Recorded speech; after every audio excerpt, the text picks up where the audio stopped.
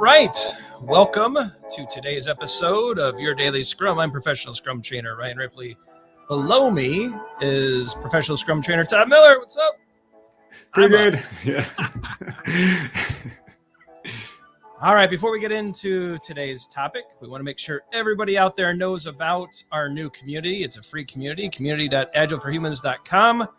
A lot of Scrum and Agile practitioners get together to talk about issues, work through problems, and just nerd out on Scrum. We think you'll like it. Head on over, join the community, and you might even get some time with Todd and I as well. So we hang out there quite a bit. So we hope to see you over at the community at community.agileforhumans.com. Todd, today's question, it comes up a lot in our product owner course, which we just wrapped up today. At least we wrapped up one of them today.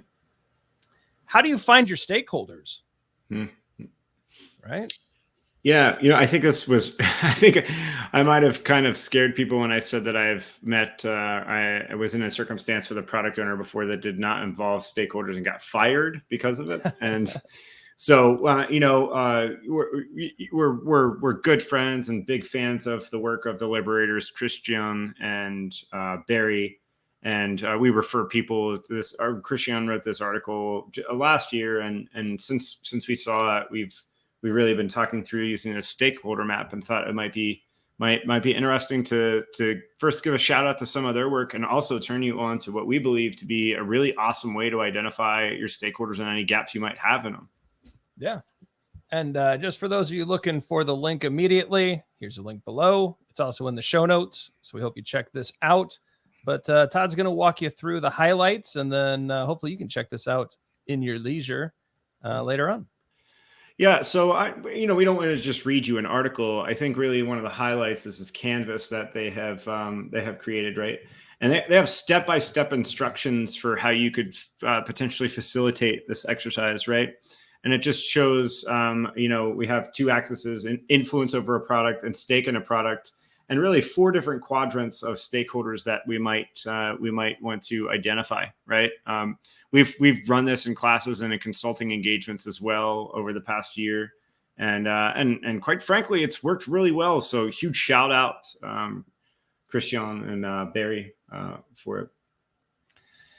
Yeah, these quadrants are interesting, Todd. I like this idea of latents, promoters, defenders, and audience. Mm-hmm. There's different levels of communication and information. And I think in some cases, just keeping them involved and in the loop, depending on which quadrant you're in. The latents always get me in trouble. And I usually forget who they are, and I don't manage that correctly. And I've had issues in the past. And so what I like about this format is it really makes you sit down and think about who has high influence, but low stake, or who's got high influence and high stake. And it also gives you a chance to really strategize and think about, how am I going to interact with these different groups and make sure that they're all getting what they need, given their role and given their stake and their influence.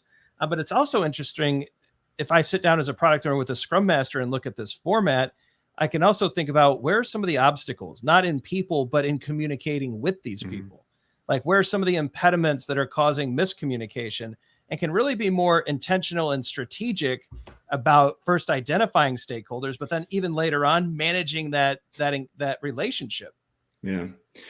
And, as part of a product owner's accountability, it's to make the product backlog transparent. And there's a bunch of different ways to do that. I think you're kind of hinting on this.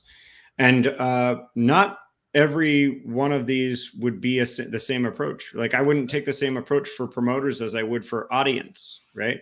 And then also, when it comes to that too, I would say that promoters, we always want in a sprint review.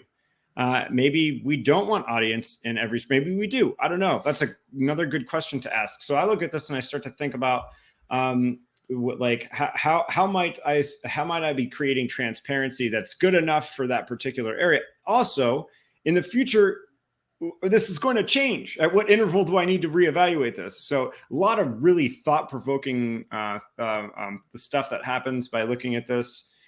Something I think that a product owner should visit quite frequently and be cognizant of, and really dig the four quadrants here.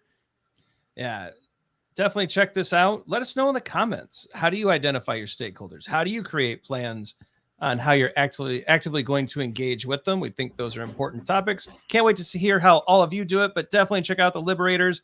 Some great stuff. We also want to make sure you check out community.agileforhumans.com. These are the types of tools, tips, and techniques that we talk about over in the community. We think these could help you out too. So join us over there, community.agileforhumans.com. Check out the Liberators. Here's that link again. It's a really great article over on Medium. We hope you dig into it and get a lot out of it. I think, Todd, it's probably end screen time. It is end screen time. Be sure to check out the socials, like and subscribe so you never miss a video. Todd and I work hard each and every day to try to bring some great information to the forefront to help you get better at Scrum each and every day. You don't want to miss those videos. We also answer a lot of your questions. So leave a comment below, ask your question. It's likely going to get answered in a future video. Speaking of videos, some videos are going to pop up right about meow. And these videos have been picked by the algorithm. It thinks you're going to like them. We do too. For Todd Miller, I'm Ryan Ripley. We hope that all of you stay amazing out there. Keep doing some great Scrum. And we'll see you tomorrow.